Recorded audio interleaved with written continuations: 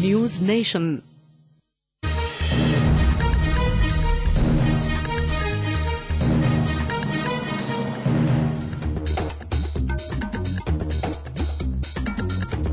नमस्कार, मैं हूं अजय कुमार। देश भर की बड़ी खबरों के साथ हम हाजिर हैं क्वेश्चन आवर में। सबसे पहले हेडलाइंस। चीन के प्रधानमंत्री के दौरे से बॉर्डर पर तनाव की बर्फ पिघली। दोनों देश बातचीत से हल करेंगे सीमा विवाद। ली और मनमोहन ने 8 अहम समझौतों पर किए दस्तखत। आईपीएल के दागी क्रिकेटर अजीत चंदीला के रिश्तेदारों के घर पर छापे। जांच टीम को मिले 20 लाख नगद। राजस्थान रॉयल्स ने श्रीशांत समेत 3 खिलाड़ियों का कॉन्ट्रैक्ट किया रद्द। कर्नाटक में शपथ ग्रहण के 2 दिन बाद भी कई मंत्रियों ने नहीं संभाला कामकाज। मंत्री कर रहे हैं शुभ मुहूर्त का इंतजार। दिल्ली के न्यू उस्मान नगर इलाके में नाबालिग से गैंग रेप। 3 लोगों को रेप का आरोपी माना गया। 1 आरोपी गिरफ्तार। और उत्तर भारत में लगातार तीसरे दिन आसमान से बरस रही है आग। तापमान 45 डिग्री के पार। अगले 2 दिनों में पारा 47 तक जाने की अनुमान।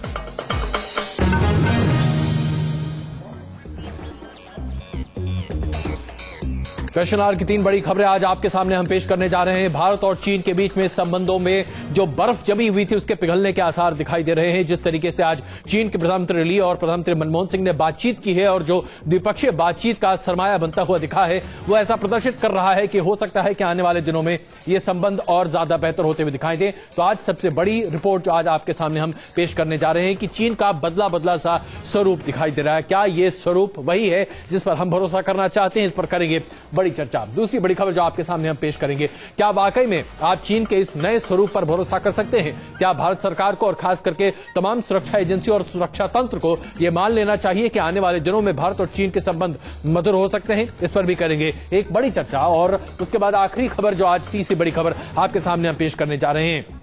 भारतीय जनता पार्टी में तमाम अहम जो पद हैं उस पर अब लोगों का बदलाव हुआ है। राजनाथ सिंह ने अपनी एक नई टीम का गठन किया है। तो टीम राजनाथ पर क्या नरेंद्र मोदी की छाप साफ दिखाई दे रही है? क्या बीजेपी एक बार फिर अपने हिंदुत्व के कोर एजेंडे पर वापस लौटने की कोशिश कर रही है? और अगर ऐसा है तो इसका मतलब क्या निकलता है हमारे देश की राजनीति के लिए? इस पर करेंगे चर्चा। लेकिन सबसे पहले आइए बात करते हैं चीन की। ऐसा लगता है कि भारत और चीन के बीच में रिश्तों में जो बर्फ जम रही थी और जो एक कड़वाहट आती हुई दिखाई दे रही थी, खास करके लद्दाख के क्षेत्र में घुसपैठ को लेकर, उस पर एक नरमी आती हुई दिखाई दी है। चीन के प्रधानमंत्री ली के इस दौरे से एक बात स्पष्ट होती हुई दिखाई दे रही है कि भारत और चीन एक दूसरे के साथ सीमा विवाद को सकारात्मक तरीके से सुलझाने की बड़ी पहल करना चाहते हैं। इस पर करेंगे बड़ी चर्चा। लेकिन सबसे पहले यह रिपोर्ट।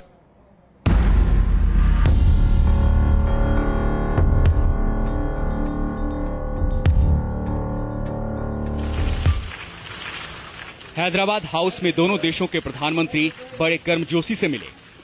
घंटों की बैठक और चर्चा के बाद दोनों देशों के बीच कई मुद्दों पर सहमति भी बनी। ज्वाइंट प्रेस कॉन्फ्रेंस से पहले इन समझौतों को एमओयू के रूप में अमली जामा पहनाया गया। भारत चीन की बातचीत में 5 बड़े मुद्दों पर सहमति बनी है। सीमा विवाद को लेकर दोनों देशों में यथास्थिति बनाए रखने और फ्लैग मीटिंग जारी रखने पर दोनों देश सहमत नजर आए। सीमा पर शांति बहाल रखने के लिए बॉर्डर मैनेजमेंट का बेहतर तरीका बनाने पर भी सहमति बनी है। We agree that our special representatives will meet soon to continue discussions seeking early agreement on a framework for a fair, reasonable and mutually acceptable boundary settlement.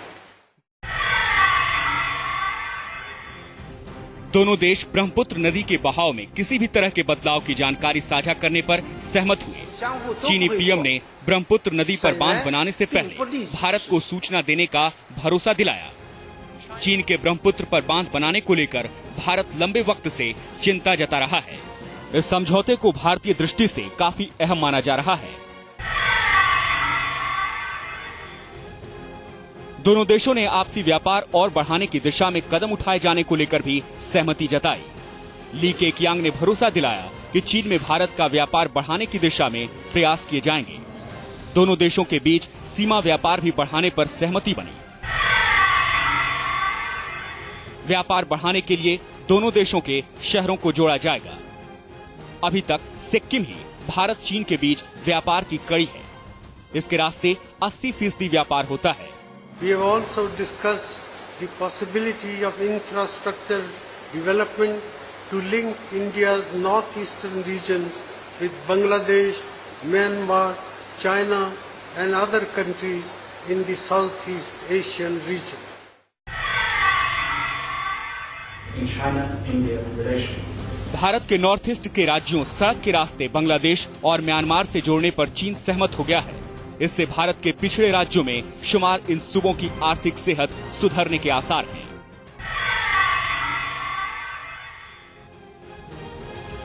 Kailash Mansarovar की यात्रा पर जाने वाले यात्रियों को चीन बेहतर सुविधा मुहैया कराने पर राजी हो गया है।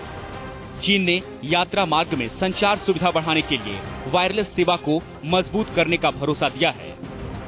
इसके अलावा सी फूड, फिश प्रोडक्ट और कृषि उत्पादों के आयात सहित शहरीकरण को बढ़ाने, इंफ्रास्ट्रक्चर मजबूत करने और सीवेज ट्रीटमेंट पर खास ध्यान देने पर भी समझौते हुए। Team news nation. लेकिन आज भी एक बहुत बड़ा और अहम सवाल यह है कि क्या हम चीन पर भरोसा कर सकते हैं।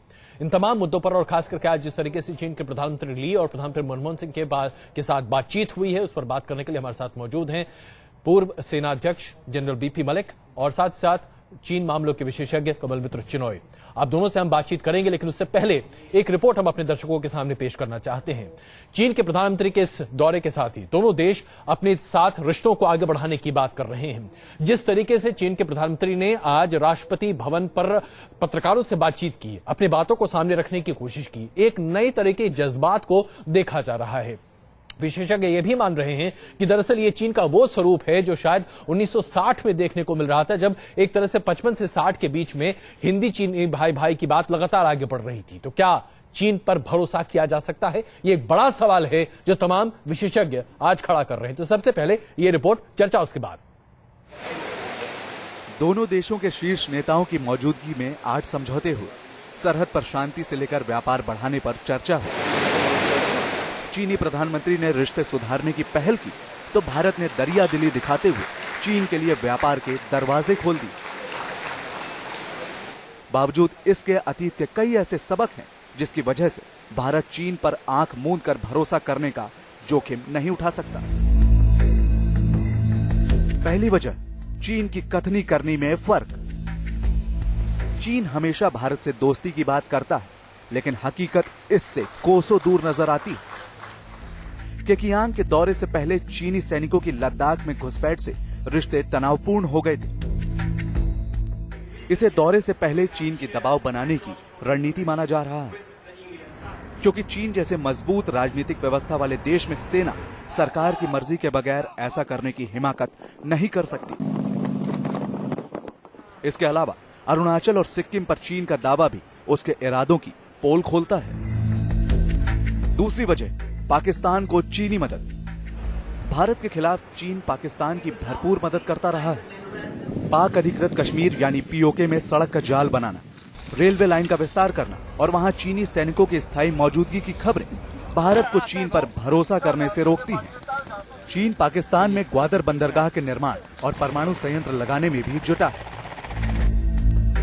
तीसरी वजह, भारत को घेरने की कोशिश। भारत को घेरने के लिए चीन कई पड़ोसी देशों को साधने में जुटा है। इसमें नेपाल और श्रीलंका जैसे देश शामिल हैं। इन्हें आर्थिक और सैन्य सहायता देकर चीन अपने पाले में करने की पहल कर चुका है।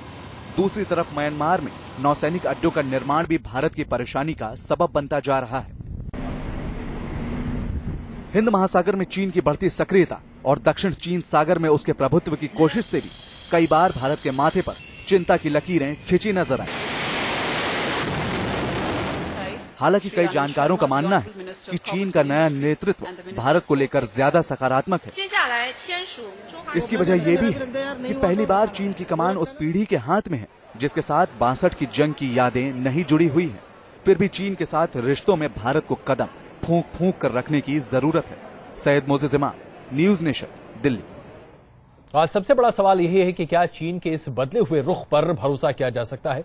जनरल मलिक, आपने एक बहुत लंबा अरसा गुजारा है सेना में और आप जानते हैं कि हमारी सैन्य तैयारी भी कैसी है। चीन को लेकर क्या वाकई में हम यकीन से कह सकते हैं कि हम उनसे दोस्ती कर सकते हैं, उनके वादों पर भरोसा कर सकते हैं?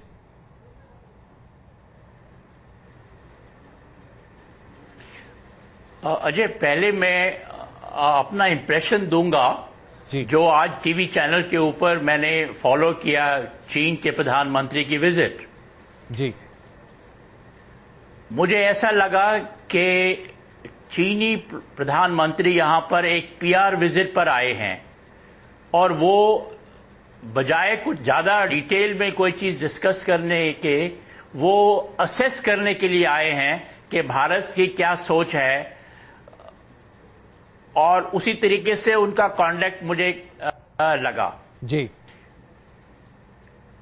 हमारे प्रधानमंत्री ने कुछ स्पेसिफिक इश्यू जरूर रेज किए, लेकिन चीन के प्रधानमंत्री ने जनरलिटीज में बातचीत की और कोई खास स्पेसिफिक इश्यूज नहीं उठाए, खासकर जो हमारे लिए ज्यादा सेंसिटिव इश्यूज हैं बॉर्डर के या और आगे पाकिस्तान के रिलेशंस या नेशनल इंटरेस्ट के जो मैं समझता हूं ज्यादा सेंसिटिव इश्यूज हैं, उनके बारे में ज्यादा बातचीत नहीं की।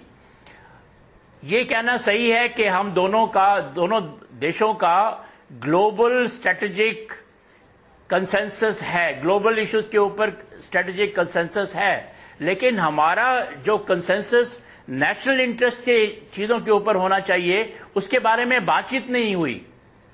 हमारे दोनों देश, मैं समझता हूं भारत ने भी कोई ज्यादा जोर से नहीं बताया, कोई चीज फ्लैग नहीं की। आफ्टर ऑल चीन और पाकिस्तान के जो मेल जोल का मामला है, कश्मीर का मामला है, एलएसी और बॉर्डर की लेंथ का मामला है जी। हम समझते हैं कि हमारा बॉर्डर लेंथ जो है चीन के साथ में 4000 किलोमीटर बनता है और वो 2000 किलोमीटर कहते हैं। क्यों?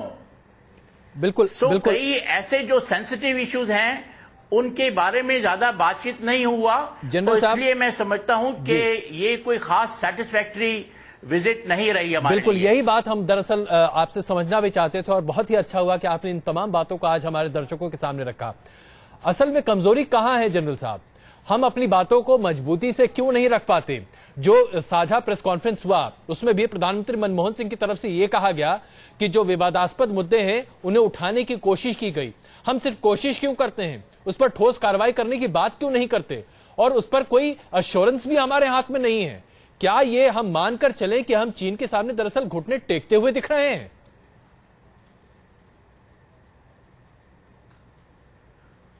देखिए, ये हमारी पॉलिसी में कमजोरी है।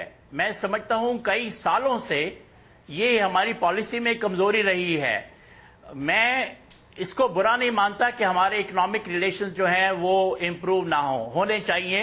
हमारा बातचीत करने का चीन के साथ में बातचीत चलती रहनी चाहिए और फैलनी चाहिए, लेकिन जो ज्यादा जरूरी इमोशनल इश्यूज हैं, बॉर्डर के इश्यूज हैं, जिसके ऊपर हम नेशनल अपनी टेरिटोरियल इंटेग्रिटी की बात करते हैं, सिक्योरिटी की बात करते हैं, उनको हम छुपा नहीं सकते, उनको दबा नहीं सकते।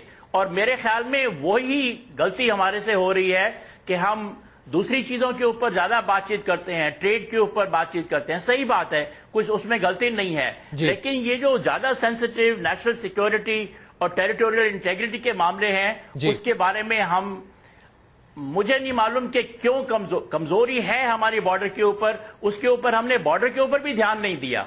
तो ये बहुत बड़ी कमजोरी रही है यूपीए सरकार की कि उन्होंने ना तो बॉर्डर को इंफ्रास्ट्रक्चर बॉर्डर में बनाया है ताकि हमारी फौजें वहां पर रैपिड रिएक्शन कर सके अगर जरूरत पड़े तो। चाइना करता जा रहा है। अभी जो लास्ट इंसिडेंट हुआ है तो उसके बीच में आपने देखा होगा कि वो लोग तो इंफ्रास्ट्रक्चर बना रहे हैं, लेकिन जब हम बनाने की कोशिश करते हैं तो एकदम वो कन्फ्रंटेशन हो जाती है। बिल्कुल। तो ये हमारी पॉलिसी की कमजोरी है जिसको सही करने की बैलेंसिंग उसमें करनी पड़ेगी। बिल्कुल जनरल साहब, हम आपके पास तुरंत वापस आ रहे हैं, लेकिन कमल चिनॉय जी, हम आपसे भी ये जानना चाहेंगे, आपको नहीं लग रहा कमल कि जिस तरीके से